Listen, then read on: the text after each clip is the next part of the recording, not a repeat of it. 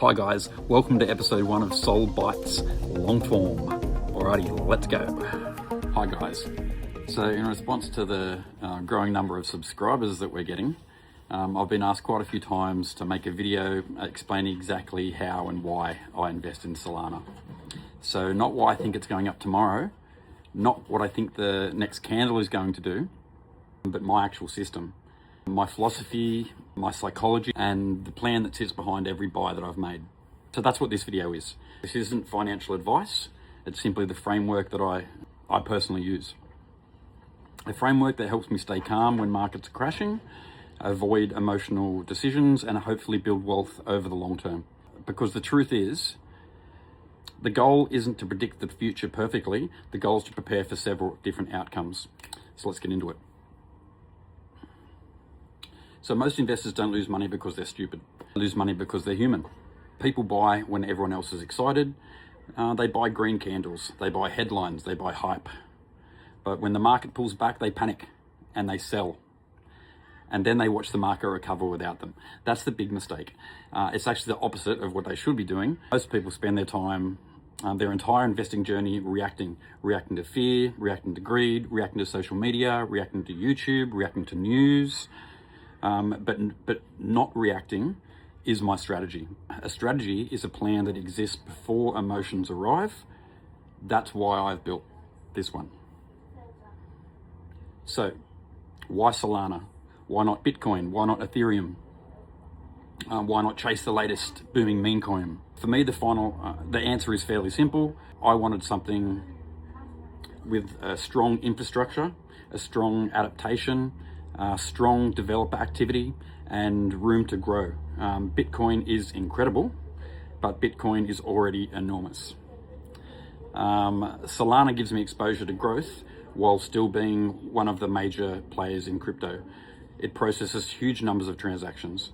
Major institutions continue building around it, and importantly, when Bitcoin moves, Solana tends to move as well. And that relationship matters because Bitcoin will always be the king of crypto.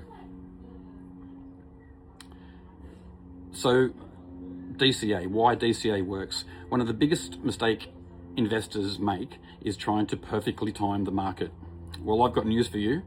Nobody consistent does that. Not me, not YouTubers, not the experts, not the people on Twitter who claim that they do. This is why I just use DCA, direct cost averaging. Instead of trying to buy at the exact bottom, I buy consistently. Sometimes I'll buy high, but over the average, I'll more often buy low. But over time, my average costs become reasonable. DCA removes the need to be a genius. It replaces prediction with consistency, and consistency wins overall a lot more than people think. DCA is my foundation, but laddering is where I optimize. Instead of dumping all my money in at one price, I always spread buys across multiple levels. If price falls even further, great, I've already got the buy. I get even better entries as it drops. If price rises, I still own the asset. This removes much of the emotional pressure. I don't need to know the exact bottom. I just need to know good zones. And occasionally I'll add a small sells as well. Not because I'm trying to trade every move, but because taking some profit during strength allows me to rebuild powder. And powder gives you options. So this is probably the least exciting slide, which means it's probably the most important. Most investors focus entirely on upside. I focus heavily on survival, because if you survive long enough, opportunities will eventually arise. My rule is simple: small positions, controlled risk, no leverage, no margin, no gambling in the house. I want to stay in the game. One catastrophic mistake can wipe out years of good decisions. Alrighty, crypto tends to move in cycles. This is the heartbeat of the entire crypto market. So nothing goes up forever and nothing goes down forever. So historically we see phases: accumulation, expansion, euphoria, and a reset, and then the cycle begins again. Understanding this changed everything for me. because it gave me context of how the market moves. When prices are crashing, that doesn't automatically mean something's broken. Sometimes it simply means we're in a certain phase of the cycle. Understanding where we are in the bigger picture helps avoid making these emotional decisions. So what does move markets? This is where Soul Bites was born. People often think markets move because of charts. Now, charts matter, but they don't tell the whole story. Markets react to events. Interest rates, wars, oil prices, politics, government policy, economic data, and increasingly the voices of certain influential people. That's why my content involves voices, my shorts, clips, and markets, because that is the link. Because I realize that if you understand what people are saying, you often understand what the emotion of the market is. So here we go. This is what everyone wants to see, my actual current plan. So my current plan is actually very boring. It's boring by intention. I just continually DCA. I continually ladder. I continue to manage risk. I continue to hold powder. Nothing dramatic, nothing exciting, because exciting investments usually end badly. My goal isn't to get rich next month. My goal is to get rich next cycle. My goal is to slowly build a position that benefits from long-term adoption. So my projections, whenever somebody talks about projections, remember, nobody knows. Anyone claiming certainty is selling something. Usually anyone claiming anything is selling something. So I look for three possible futures. I look for a conservative outlook, a base case, and an optimistic outlook. The conservative outcomes still work. The base case comes out a bit better, and the optimistic case is obviously fantastic. But the important thing is I don't need the optimistic case to win. I simply need a plan that can survive all three.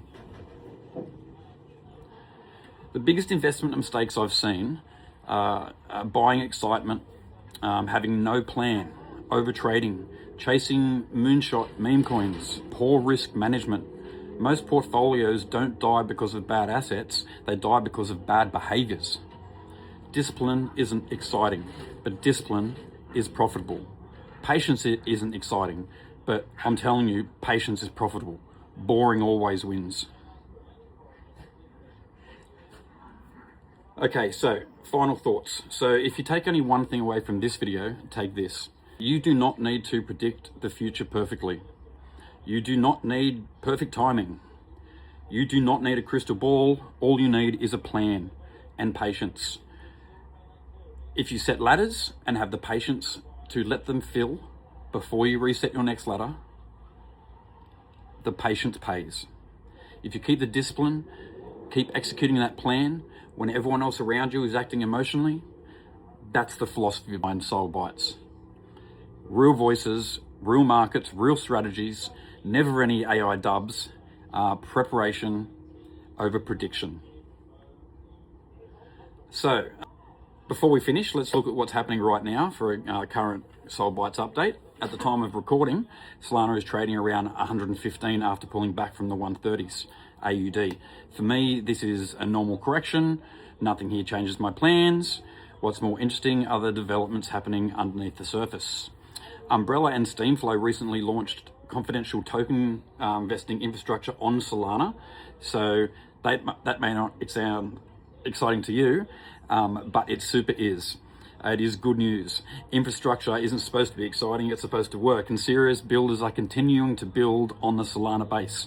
We're also seeing major institutions including BlackRock, Visa, and Citi continuing to expand on their Solana on-chain initiatives. Solana is increasingly positioning itself as a backbone for tokenized finance and payments. Again, not hype, infrastructure. Which is why I focus on adoption more than price. Price is short-term, adaptation is long-term. So what am I doing? The same thing I've been doing all along. DCA, ladder, managing risk, holding powder, following the plan, because the biggest gains are often made during the periods that feel the most boring. And right now, Solana feels pretty boring. Historically, that hasn't always been a bad thing. Thanks for watching. I'll see you on the next Soul Bites update.